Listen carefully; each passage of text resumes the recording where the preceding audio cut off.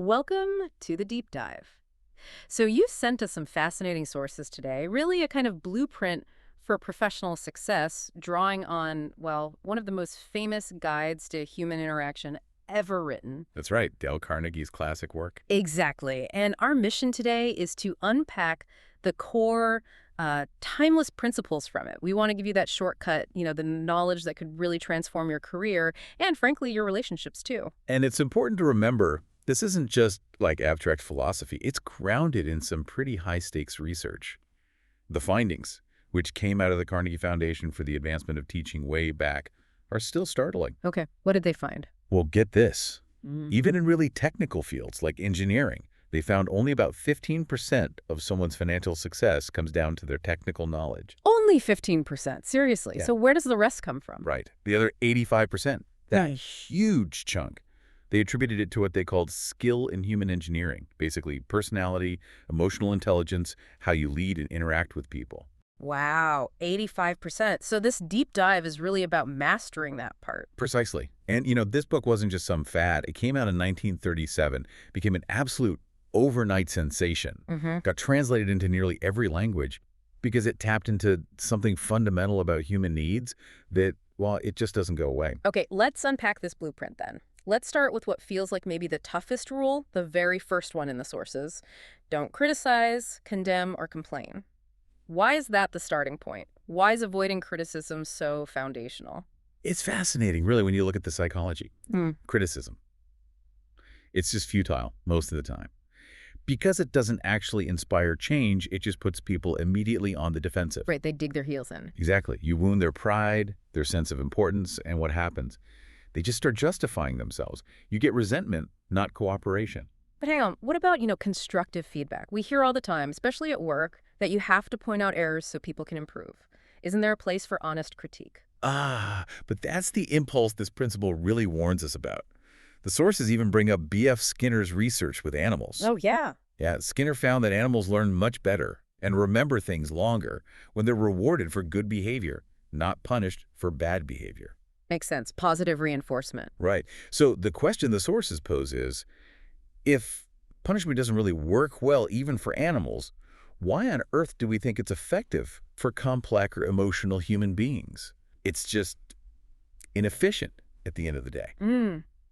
That's a powerful point. And think about how incredibly difficult it is for anyone to admit they're wrong. I mean, the sources even mention these notorious figures, real criminals. Like Al Capone. Yeah, Al Capone or that cop killer, Two-Gun Crowley. Even guys like that. They didn't see themselves as wrongdoers. They justified everything they did. I remember reading that Crowley, right before he died in that police shootout, wrote that he had a weary heart but a kind one, a killer thinking he's kind deep down. Exactly. So if people who've done terrible things can't bring themselves to self-criticize, how can we possibly expect, our colleagues or family members to just humbly accept our criticisms, even minor ones? Yeah, it puts it in perspective. The lesson here, the one effective leaders learn, is often to just hold your tongue. Bite back that criticism. It reminds me of that Abraham Lincoln story from the sources. After Gettysburg, when General Meade let Lee's army escape, Lincoln was absolutely furious. He saw it as prolonging the whole war. Right, a critical blunder. Yeah. And Lincoln, he drafted this scathing letter just tearing into Meade. But he never sent it. He never mailed it. He Yeah. apparently put it aside, realizing that sending it would maybe make him feel better for a minute, venting his anger, Right. but it would only make Meade defensive, make him justify himself, and probably damage their working relationship, impairing Meade's future usefulness. So Lincoln figured it was more productive to manage his own reaction than to lash out. Precisely. It's that idea of turning the critical lens inward first. Like the saying, don't complain about the snow on your neighbor's roof when your own doorstep is unclean. Avoiding condemnation takes real discipline. Okay, so if criticism is out, how do you influence people? Well, that leads directly to the next big idea. The sources say there's basically only one way under heaven to get anybody to do anything. Which is? Making the other person want to do it. And that connects to what the philosopher John Dewey called the deepest urge in human nature. The desire to be important. Exactly. Or as William James put it, the craving to be appreciated. It's this fundamental, powerful drive. Almost like a basic need, hunger or thirst, but for psychological validation. And it's rarely fully satisfied for most people. You see the weight of it everywhere. Think about Charles Schwab. The steel guy. Yeah. Andrew Carnegie's right-hand man. That's the one. First guy in America paid over $1 million a year. Back when $50 a week was a good salary. And he openly admitted, hey, I've got people working for me who know way more about making steel than I do. So why was he paid so much? He said his main value, his $1 million skill, was his ability to arouse enthusiasm in people. How? Through sincere appreciation. He made them feel important. That desire, that craving, it fueled Lincoln reading law books by firelight, Dickens writing unforgettable novels. Absolutely. But the sources also point out a really tragic side to this. Some people are so starved for that feeling of importance in their real lives, they actually go insane to find it. That's wow. Like those examples of patients in asylums. Yeah, exactly. Yeah. The source mentions doctors' accounts, like a patient who insisted everyone call her Lady Smith and believed she had a new baby every single night. It's like her mind just created a fantasy world where she could finally feel important. That's kind of wild. So if the human mind will literally break from reality just to get a crumb of appreciation, imagine the power you have when you give honest and sincere appreciation in the real world. That's the core takeaway. Imagine the positive impact at work, at home. But the key there is honest and sincere, right? Not just empty flattery. Crucial distinction. Flattery is counterfeit. It's shallow, insincere, often manipulative, and people usually see right through it. Sincere appreciation comes from genuinely noticing and valuing what someone else does or who they are. Like Andrew Carnegie, Schwab's boss. He wasn't necessarily the smartest guy in the room about steel either, but he knew how to surround himself with people who were smarter. And he did it by praising them, recognizing their contributions publicly and privately. His epitaph basically said he knew how to gather cleverer men around him by valuing them, making them feel important. Okay, so we've got don't criticize and do give sincere appreciation. Let's get practical now. The sources lay out some specific tools, those 6 ways to make people like you. What are the standouts for building connection? Well, the first one seems almost too obvious, but it's probably the most violated principle of all. Become genuinely interested in other people. Genuinely interested, not just pretending. Right. Because, let's face it, most of us are pretty preoccupied with ourselves. Mm-hmm. The sources mentioned this study. I think it was the New York Telephone Company. They listened to like 500 phone calls. Uh-huh. And the word I was used almost 4,000 times. We're all the main character in our own movie. To connect, you have to make an effort to step into someone else's world. Like that politician, Jim Farley. The sources say he could call 50,000 people by their first names. Yeah, incredible, right? Imagine how valued each of those 50,000 people felt. He took the time to remember them.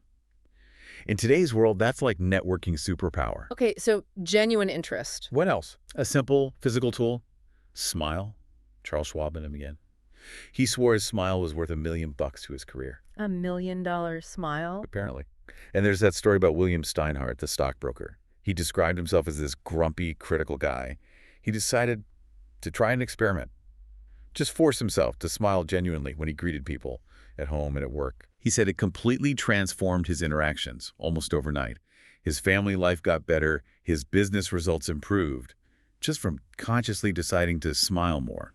Amazing what a small change can do. And then there's remembering names. Yes. Remember a person's name. It sounds small, but in our fast-paced, often impersonal world, remembering and using someone's name is a massive signal of respect. It says, I see you, you matter. The sources had that really touching story about Nicodemus Papadoulos. Oh yeah, the elderly gentleman. A salesman made the effort to learn and use his full, difficult Greek name, and the man actually started weeping. Weeping? Why? Because, he said, nobody had bothered to use his full name in 15 years. Think about that. 15 years of feeling maybe a little invisible. Using a name correctly acknowledges identity. Carnegie knew this too, naming his steel mill after Edgar Thomson, a railway president he wanted to sell rails to. Smart move. It's about recognition. Okay, so interest, smile, name. These lead into communication skills. Definitely. The next principle is huge. Be a good listener. Encourage others to talk about themselves. Easier said than done sometimes. For sure. But giving someone your exclusive, focused attention, that might be the highest compliment you can pay them. The author of the source material tells this story about being at a dinner party. Right, with the botanist. Yeah.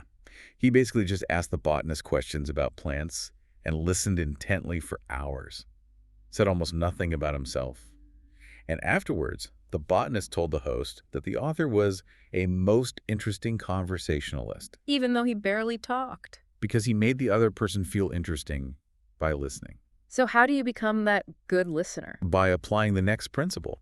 Talk in terms of the other person's interests. It's the classic fishing analogy in the sources. Yeah, the bait. Right. You don't bait your hook with strawberries and cream because you like strawberries and cream. You bait it with what the fish wants, worms, or whatever fish like. So figure out what motivates the other person, what they care about, and frame things in their terms. Exactly. Show them how what you're suggesting aligns with their desires or solves their problem. Like that dad, Stan Novak, trying to get his little boy Tim excited about kindergarten. Tim didn't want to go? Nope. So instead of arguing or forcing him, Stan and the family started doing fun kindergarten-type activities at home, like finger painting. Then they talked about how Tim could do even more of that fun stuff at kindergarten. Ah, framing the school in terms of Tim's existing interest having fun painting? Precisely. And suddenly, Tim couldn't wait to go. Woke up early, eager. That shift from here's what I want to here's how this helps you get what you want is, well, it's the secret sauce. Makes sense. Okay, so that's building rapport and likability, but what about when things get tricky? When there's potential conflict, or you need to really win someone over to your way of thinking? Yeah, influencing others, especially when there's disagreement, the sources are really clear here. Confrontation is basically doomed from the start. The principle is begin in a friendly way. Always. Like the saying, a drop of honey catches more flies than a gallon of gall. Exactly that. Friendliness is disarming. It neutralizes hostility right off the bat. Think about that incredible story of John D. Rockefeller Jr. facing those striking coal miners. These guys hated him, right, like really hated him. Wanted to hang him, the sources said. They absolutely did. It was a volatile situation. But instead of coming in with guards or threats, Rockefeller chose to speak to them directly, with what he called a spirit of mutual friendship. He praised their homes, spoke graciously, showed respect. And it worked. Completely diffused the situation. He turned what could have been a violent clash into a dialogue and eventually got them back to work, all by starting friendly, showing appreciation, not aggression. Wow. That takes guts, but clearly effective. And it works on a smaller scale, too, like O.L. Straub trying to get his rent reduced from a tough landlord. Other tenants had complained and failed. So what did Straub do? He didn't complain. He went in fairly bubbling with goodwill and enthusiasm, praising the landlord for how well the building was run, how much he liked the apartment. Then he gently mentioned the rent was a bit steep for his budget.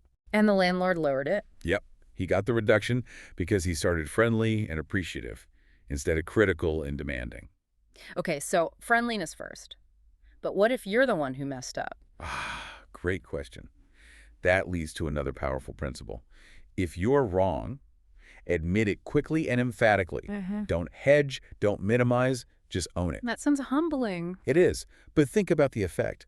The sources use the example of General Robert E. Lee after Pickett's charge at Gettysburg, a total disaster. What did Lee do? He rode out to meet his retreating, broken troops, and he said loud and clear, "All this has been my fault. I and I alone have lost this battle." Wow. Taking full responsibility. Instantly, what does that do? It takes all the fight out of the other person. If you admit you're wrong, what's left for them to argue about? They can't attack you anymore. Yeah, you've kind of preempted their criticism. Exactly. And more than that, admitting fault shows courage, integrity. It actually satisfies the other person's need for importance, their sense of justice, because you've humbled yourself. It's incredibly disarming. Okay, that's a powerful one.